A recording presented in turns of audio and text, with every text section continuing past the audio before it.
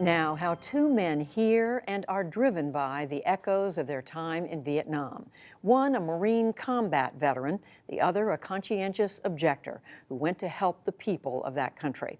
They are bound together now, working to help a new generation terribly affected by a war that ended before they were born. Special correspondent Mike Surrey reports. At the height of the Vietnam War in 1968, before the parade, mass draft card burning was urged. And the protests against it that divided the country, two young Americans made very different decisions that would make Vietnam part of their lives for the next 50 years.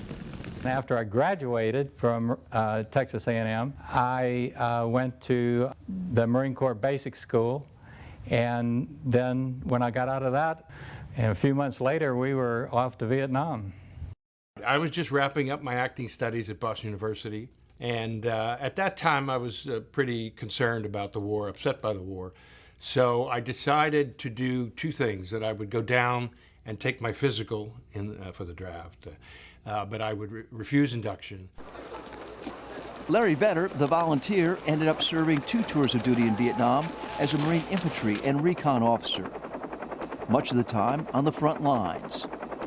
You believed all that you were being told and what you read, and you were pretty gung-ho about going over and serving your country, and that's what we all did. If you're concerned about something, you do something about it, and the way I do things is to go right to the center of the problem and where it's happening.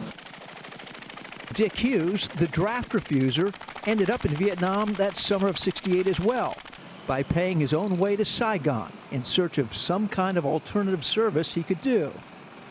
Confronted by bands of street children orphaned by the war on his first day in country, he helped them find food and safe shelter with money from cashing in his return plane ticket. Dubbed the Shoeshine Boys Project, it grew into 8 safe houses Dick ran in Saigon and Da Nang until the war ended. Hey, you're a Saigon cowboy. Saigon VC? These kids slept in the streets, shined shoes, and watched people's motorbikes and things like that to have money to live. And I think over the course of 7 years, probably in the area of 2,500 children went through the project. A person being a conscientious objector, I think that's perfectly valid. At that time, I would have said something more like, well, find a way you can serve your country, and if you don't want to be in the military, maybe you can be in something else.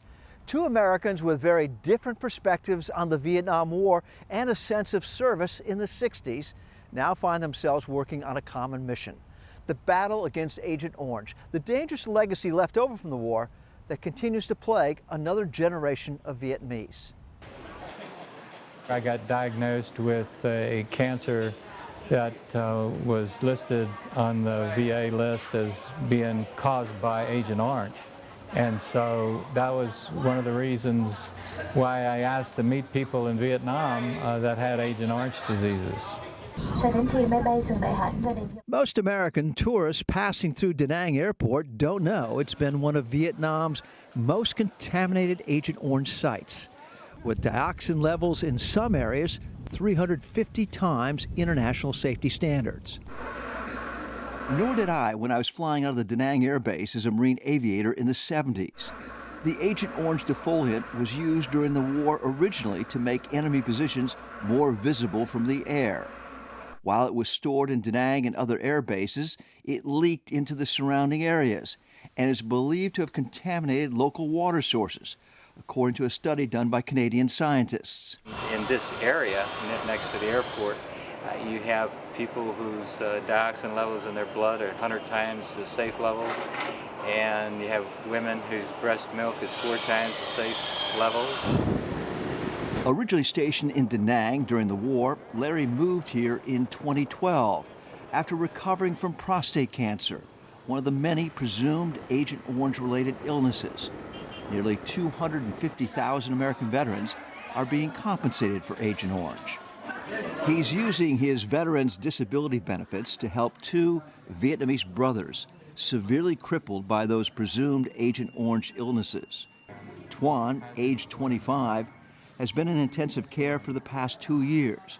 no longer able to move or swallow on his own. By the age of 8, he was seriously showing symptoms, stumbling, not having the strength to pull himself up. They saw some American doctors. The American doctors told him that they thought it was likely disease caused by Agent Orange.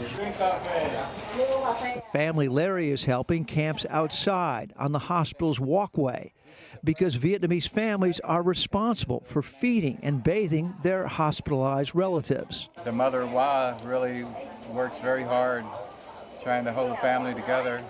Her husband is paraplegic, 2 boys quadriplegic. I guess I feel a little bit of a national guilt of what we did here in Vietnam to so many people.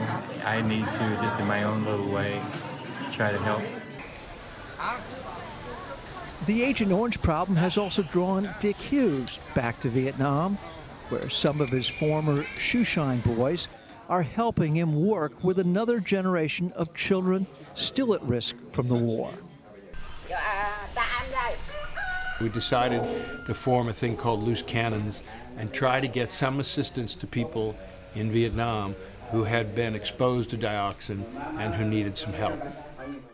Most people think Agent Orange was something that happened in the war. They don't realize that the byproduct of Agent Orange, dioxin, is still in the soil, in the vegetation, in the fish, and that people today are being born with deformities and illnesses. It's also being passed down in the genes. The Red Cross estimates there's 3 million people in Vietnam today suffering with Agent Orange. And it wouldn't take so much really to help them, but they are a constituency very far away. While Larry tries to generate support for his and other Agent Orange families through his Children of War social media campaign, Dick has taken his Loose Cannons advocacy mission to Washington to persuade legislators to include funding for Agent Orange victims' assistance programs in the Defense Department's budget. Senator Sheldon Whitehouse first met Dick in Saigon in 1972 while visiting a shoeshine boy's house with his father, who was serving there as the deputy U.S. ambassador to Vietnam. They let me through. That's the other thing you better double. It is like a circle. You know, we started off on different sides of it, but now we ended up at the same place. I think it's interesting that those who served in Vietnam in different ways have come together to help in solving the last of the wounds of the Vietnam War. For the PBS NewsHour, Mike Saray, Da Nang, Vietnam.